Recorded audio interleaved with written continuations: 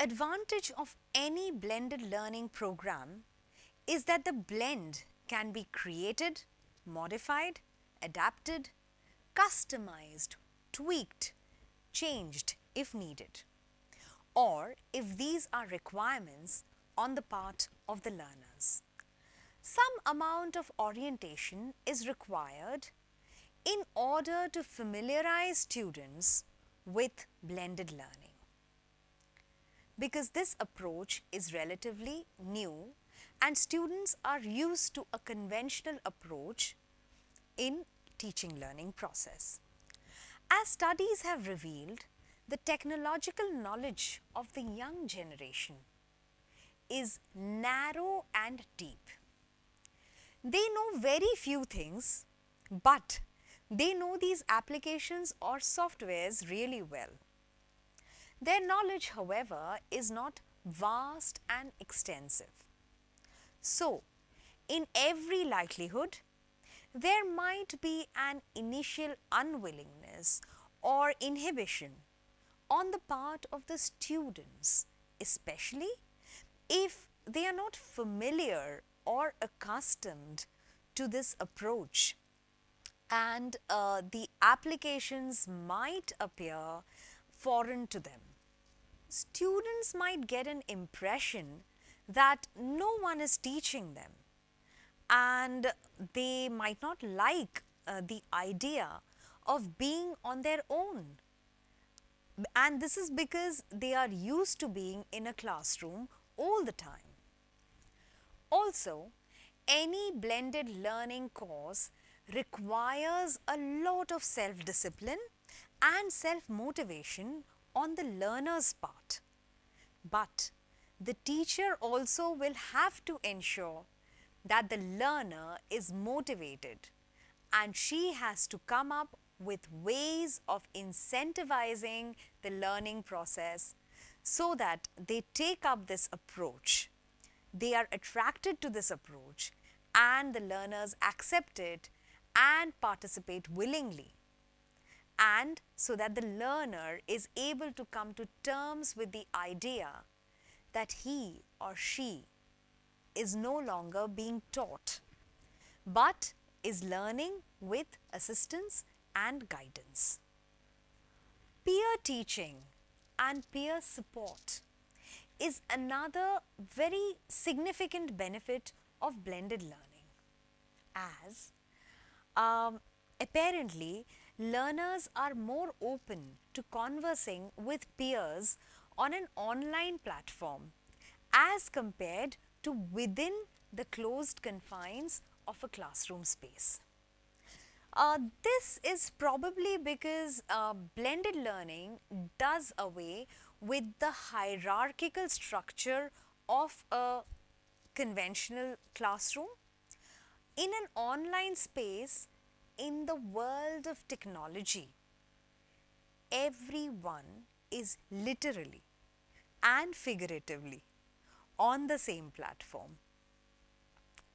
So, what happens is that in blended learning, learners do not simply reproduce the information they have received, but need to apply it or modify it or transform it in some way to achieve a specific learning goal.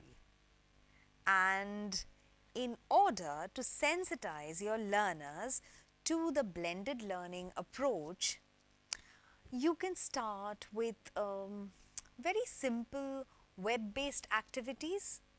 For instance, and this is just an example, a very easy, doable example, you can identify a website related to a topic you're dealing with as part of the course or whatever subject you're teaching, and give them an assignment which will require them to navigate and explore that particular website. You can have activities like a virtual treasure hunt, which could serve as a lead-in activity. That is, an activity which is done to introduce learners to a particular topic. There are things or bits of information you could identify beforehand and base your questions around those bits of information for your learners, which they will need to look up in the website. To make it sound more interesting, call it a treasure hunt, because since it will involve locating information and looking through the entire website, exploring the entire website, it will almost be like a treasure hunt.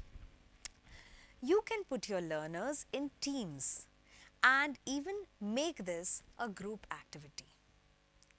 Each team comes up with its findings in the next class. The team which gets the maximum information is the winner of the treasure hunt. Through a simple activity like this, like a treasure hunt, you are actually achieving multiple things. And let's look at what you're achieving. You're familiarizing learners with a topic related to the input. You are giving learners an academic reason to interact with technology. So you're basically capitalizing on their addiction to technology. You are facilitating collaborative or teamwork. You are enabling, as I have mentioned earlier, the guided discovery approach. You are making teaching learner-centered and very, very interesting and innovative. You're using more than one approach to teach a topic. You're making learners create their own base for a new topic. You're also enhancing reading sub-skills and observation skills. You're giving scope for cognitive skill development through transfer or translation of information. So, you could actually look for a website which is related to your topic or your subject, explore the contents of the website and design some questions which will require your learners to explore the website, then ask them to put answers in class, following which you can introduce the topic.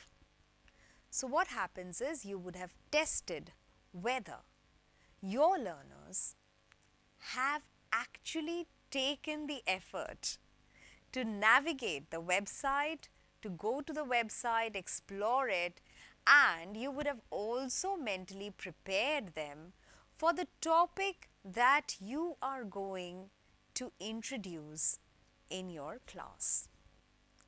You can again also incentivize learner interaction with digital content and motivate them through a competition like, say, Scoutmaster.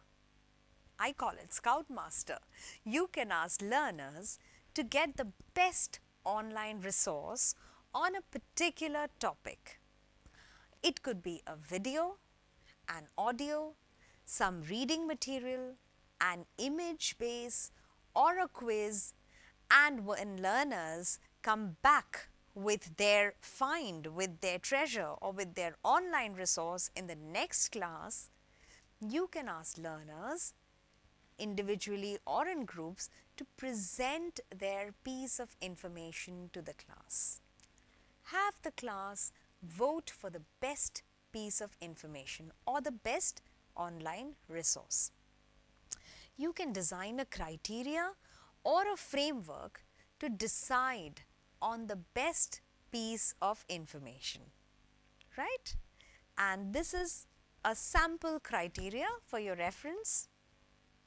So it could have points like most interesting, most relevant, not too challenging, and the manner in which the resource was presented to make it appealing and relevant. Now, based on these parameters, the class evaluates what the learners have got, and the way they present it, and on the basis of these criteria, vote for the best resource and the best presenter.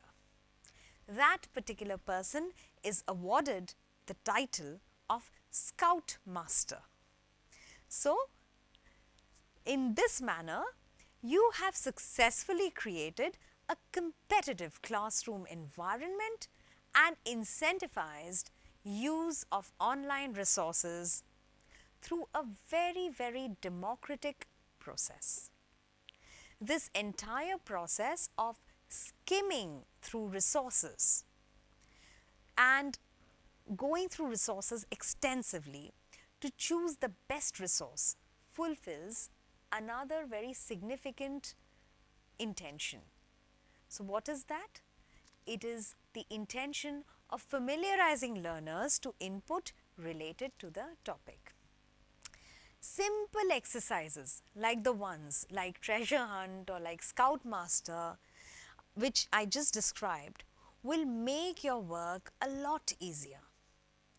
Criterion there is an interesting criteria for assessing websites. So here I am going to share an interesting criteria for assessing websites so that you can share this criteria or other parameters you may have in mind which you want your learners to take into account when they are exploring a website. So, this slide contains criteria for assessing websites.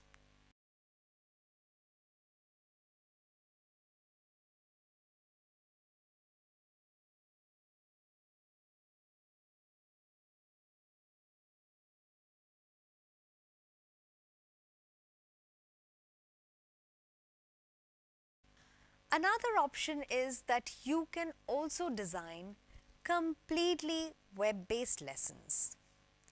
You can have a lead-in or an introductory task to introduce the website. And then you can have questions based on the content of the website or the video which contains the concept. Tasks could be of different types.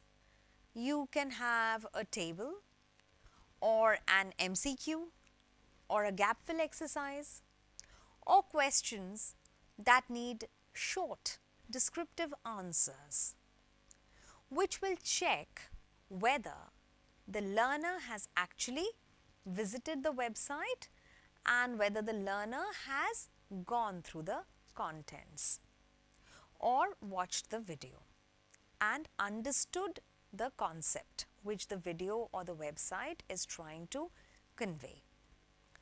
You can start with simple text-based websites because accent can be a problem in some cases for your learners. Or another option or an alternative is that you can scout for YouTube videos with Indian speakers of the concerned academic language. So, let's have a quick recap of what all we did in this part of the module. In this part, we have anticipated learner response to blended learning, considered the possible ways of dealing with learner responses, been familiarized with the web-based lesson, been familiarized with activities and procedures to enable and conduct a web-based lesson. We've also been introduced to a sample evaluation criteria of a website which can be used for an academic purpose.